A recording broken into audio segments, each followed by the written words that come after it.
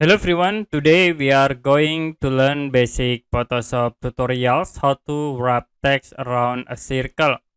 I will create new file and as example we draw circle with these ellipse tools.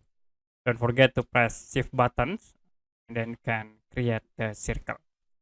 Now I will change the fill color like into blue color, and if you want to write text in circle you can use this text tool and you can click inside the circle. After it, we can set like this for the center point, and you can, I will copy again this text object into here.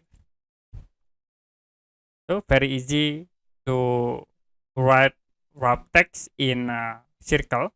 You also can set for text heights at this point. You can make it more small like this, and then we can copy again for the text object.